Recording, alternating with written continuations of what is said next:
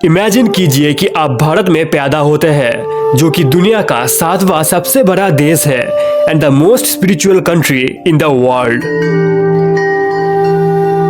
ये देश अपनी diverse cultures and enchanting landscape के लिए जाना जाता है। आप सुबह उठते हैं एंड खिड़की खोलते हैं और खिड़की खोलने के बाद आपकी नजर सबसे पहले जाता है एक माउंटेन की तरफ, बट वो था एक माउंटेन ऑफ ट्रेश, जो कि इतना ऊंचा है कि उसके ऊपर वार्निंग लाइट्स लगी हुई है ताकि एयरक्राफ्ट या फिर हेलीकॉप्टर उसके साथ टकरा ना जाए। बाहर निकलते ही आपका नजर सबसे पहले जाता है एक्स्ट्रा क्राउडेड स्ट्रीट पे, जहाँ पे स्ट्रीट फूड प्रिपेयर किया जाता है with a lot of oil and spices, जिसकी बदबू से आपको डिजी फील हो सकता है। आफ्टर ए फ्यू मिनट आप ये नोटिस करेंगे कि सांस लेना मुश्किल हो रहा है एंड आप एक चेन स्मोकर की तरह खांसने लगेंगे, भले ही आपने अपनी पूरी जिंदगी में एक भी सिगरेट ना पी हो। लेकिन कुछ ही देर में आपको ये समझ आ जाता है कि आपकी बीमारी का कारण क्या है, जो कि आपके चारों ओर है, ये और ये। दिस इज द टिपिकल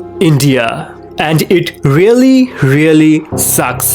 तो चलिए शुरू करते हैं। सबसे पहले आप जो देखेंगे वो है the mount Everest of trash, जिसे गाजीपुर लैंडफिल भी बोला जाता है। शहर की अलग अलग हिस्सों से हर दिन एक ह्यूज अमाउंट ऑफ ट्रैश इस लैंडफिल पे लाया जाता है। इनिशियली इसको डिजाइन किया गया था as a temporary solution to Indians waste problem, लेकिन समय के साथ साथ ये प्रॉब्लम और भी बड़ी होती गई। आज की डेट पे गाजीपुर लैंडफिल 40 फुटबॉल ग्राउंड से भी बड़ा और ताजमहल से भी ऊंचा हो गया है, जो कि लगभग 213 फीट का है। साल में कई बार इस लैंडफिल में आग लग जाता है और इसके आसपास जितने भी घर रहता है वो सब जल जाता है। जले हुए प्लास्टिक्स और अदर्स केमिकल्स की वजह से इतना ज्यादा बदबू पैदा होता है कि उसको बर्दाश्त करना मुश्किल हो जाता है, स्पेशली गर्मी में। जलने से पैदा होने वाले पॉल्यूटेंट पानी और मिट्टी को जहरीला बना देता है, जिसका एक ह्यूज इम्पैक्ट आके गिरता है लोकल पीपल के ऊपर।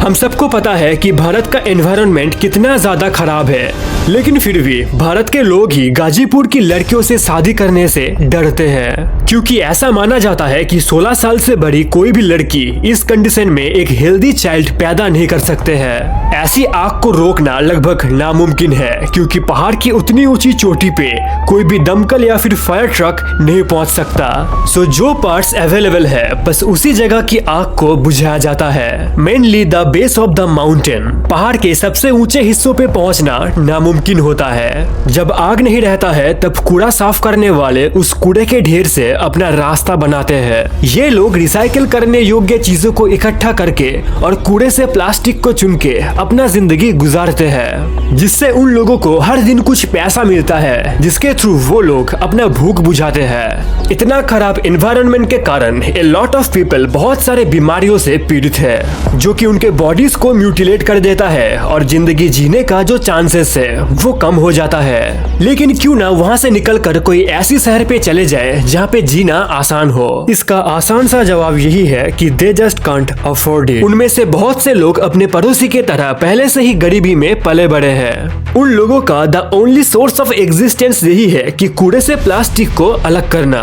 And they just don't care excepting this type of existence as normal.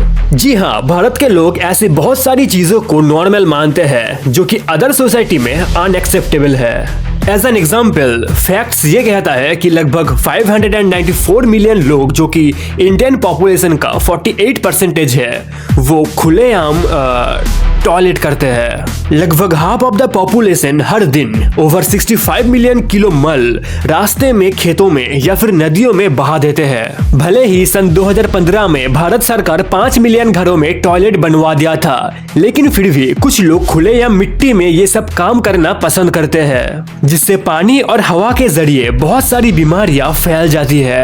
ये घटना सैनिटरी इंस्पेक्टर्स को कंफ्यूज कर देता है और वो लोग ये डिसाइड करते हैं कि हाउस होल्ड में टॉयलेट का जो यूजेज है उसको इन्वेस्टिगेट करेंगे।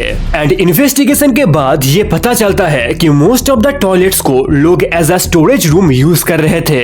ऐसा इसीलिए है क्योंकि बहुत सारे इंडियंस ये मानते थे कि घर के अंदर टॉयलेट होना एक अनहाइजेनिक मैटर है। खुले में टॉयलेट करना is not the only thing जो कि भारत में रहने का जो एनवायरनमेंट है उसको खराब कर रहा है। एक और आम बात है जो कि है पान मसाला खा के थूकना, जो कि एक इंडियन ट्रेडिशन बन चुका है।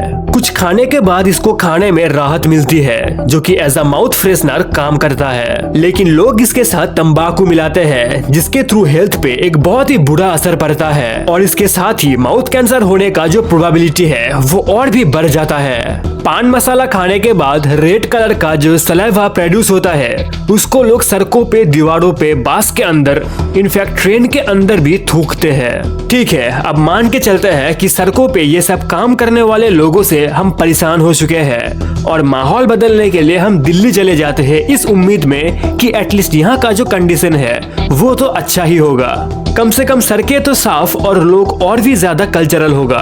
आखिरकार अब दिल्ली पहुंच जाते हैं, लेकिन दिल्ली पहुंचने के बाद आपको ये रियलाइज होगा कि अभी भी आप अपने डेस्टिनेशन पे नहीं पहुंचे हैं। दिल्ली में स्ट्रीट पोल्यूशन को रोकने के लिए सरकार जो ट्रैश बिन इंस्टॉल करते हैं, लोग कुछ पैसों के लिए उसको बेच देते हैं। ये बात तो हम सबको पता है कि दिल्ली का जो एयर है वो कितना साफ है, जहाँ पे एक दिन बाहर रहना मतलब 50 सिगरेट पीने के बराबर है। दिल्ली की इस हाईवे पे स्मोक की डेंसिटी इतना ज्यादा था कि ड्राइवर्स को ये पता तक नहीं चल रहा था कि वो जा कहाँ रहे हैं। एंड एज अ रिजल्ट 25 से ज्यादा कार एक साथ आपस में टकरा गई। इस 3D एयर पोल्यूशन मैप के सहारे हम रियल टाइम में वर्ल्ड वाइड एयर क्वालिटी को चेक कर सकते हैं। ब्लू एंड ग्रीन कलर का मतलब है कि उस रीजन का एयर क्वालिटी अच्छा है। येलो कलर का मतलब है कि एयर क्वालिटी मॉडरेट है। ऑरेंज और रेड कलर का मतलब है कि एयर क्वालिटी बहुत ज्यादा अनहेल्दी है। और पर्पल कलर का मतलब है कि एयर क्वालिटी बहुत ज्यादा खतरनाक है।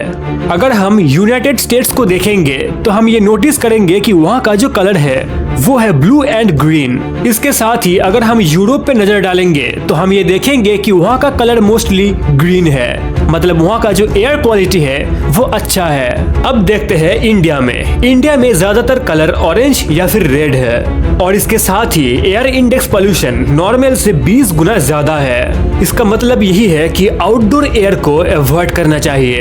अपार्ट फ्रॉम दिस एक और प्रॉब्लम है और वो ये है कि इंडिया में जो स्ट्रीट फूड रेडी किया जाता है उसमें हाइजीन और सेफ्टी का ध्यान नहीं रखा जाता है। ऐसे एग्जाम्पल्स हम हर रोज देखते हैं कि जहाँ पे सेलर्स अपने हाथों पे कुछ ना पहन के ही खाना बनाते हैं। इसी स्ट्रीट पोल्यूशन के कारण आपको जर्म्स या फिर बैक्टीरिया से बीमार होने का खतरा हो सकता है। इन सब से परेशान होके आप ये डिसाइड करते हैं कि आप इंडिया का सबसे पुराने शहरों में से एक शहर में जाएंगे। वहाँ का लोग बहुत ही हम्बल है और वो लोग भगवान को कभी भी नहीं भूलते हैं। And here it is Varanasi.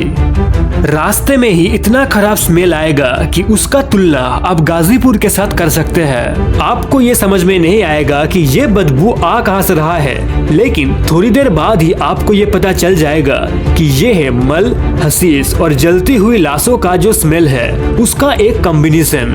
Varanasi India का सबसे बड़ा स्पिरिचुअल सिटी होने के साथ साथ गंगा नदी के लिए भी फेमस है, जो कि दुनिया का सबसे गंदी नदी है। नदी किनारे 100 साल से भी ज्यादा समय से डेड बॉडीज को जलाया जाता है। हर साल लगभग हजारों डेड बॉडीज को वहाँ पे जला के एसेस को नदी में बहा देते हैं, लेकिन सभी के पास डेड बॉडीज को जलाने के लिए एनफ रिसोर्सेज नहीं रहता है और इसी वजह से आधा जला हुआ डेड बॉडीज को भी नदी में बहा दिया जाता है। इसके बाद जब वो डेड बॉडी किसी दूसरी साइड की किनारों पे पहुंच जाते हैं तब मेनली कुत्ते उनको खा जाते हैं। हालांकि प्रेग्नेंट लड़कियां और 13 साल से कम उम्र के बच्चों को जलाना मना है। ऐसी केसेस में बॉडी को जलाने के बदले पत्थर से बांध के उसको पानी में डुबो दिया जाता है। वैसे तो गंगा नदी में हर महीने लगभग हजारों डेड बॉडीज को फेंक दिया जाता है, लेकिन इसके बाद भी कुछ लोग उस पानी में नहाते हैं और कुछ लोग उस पानी को पीते भी है। यहाँ का कंडीशन इतना खराब है कि कोई भी बीमारी अगर 100 साल पहले खत्म हो चुका था तो उसको आज भी यहाँ पे पाया जा सकता है, जैसे कि लेप्रेसी या फिर कुष्ठ रोग, जिसे हेंसन डिजीज भी बोला जाता है। इसको ऐसे कंसीडर किया जाता है कि यूरोपियन कंट्रीज में ये डिजीज लगभग खत्म हो चुका है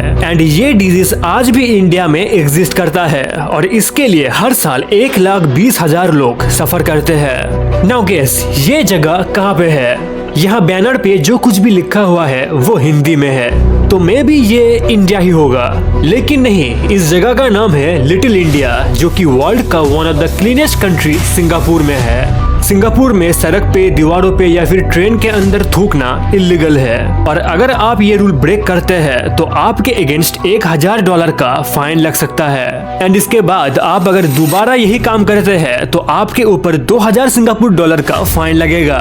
हालांकि इससे ज्यादा कुछ प्रॉब्लम सॉल्व नहीं होता है, क्योंकि शहर की एनवायरनमेंट या फिर कंफर्ट पे अगर इशू क्रिएट होता है तो लोग अक्सर गवर्नमेंट पे उंगली उठाते हैं, लेकिन इंडिया में ऐसा नहीं होता है। इंडिया में प्राचीन काल से ही एक कास्ट सिस्टम बनाया गया था, जहाँ पे जो लोग ऊपर रहते हैं वो गंदगी फैलाते हैं और जो लोग नीचे रहते हैं वो साफ करते हैं। एक और प्रॉब्लम ये है कि India global food system join करने से पहले सारा कचरा एनवायरनमेंट रिलेटेड था, या तो वो नेचुरली डिकम्पोस्ट हो जाता था या तो जला दिया जाता था और बचा हुआ खाना गाय को खिला दिया जाता था। और यही से खाने के साथ साथ अदर चीजें फेंकने का जो हैबिट है वो शुरू होता है। डे बाय डे ये सब चीजें पब्लिकली इतना ज्यादा थ्रो किया जाता है कि नेचुरली तो ये सब चीजें डिकम्पोस्ट हो ही नहीं सकता है और इसके साथ ही गाय भी ये सब चीजें खा नहीं सकती है। एंड द लास्ट रीजन है पैसिव प्रोपागेंडा। भले ही टीवी चैनल्स पे कभी कभी कचरे से होने वाले खतरों के बारे में एडवर्टाइजमेंट दिया जाता है, लेकिन आज की डेट पे ये पूरी तरीके से काफी नहीं है। ऑन पेपर आप अगर सड़कों पे कूड़े फेंकते हैं तो आपके ऊपर 5,000 रुपए से लेके 1,00,000 रुपए तक का जुर्माना हो सकता है, लेकिन ज्यादातर लोगों को ये सब चीजें पता तक नहीं होता है। So are there any fines when you litter?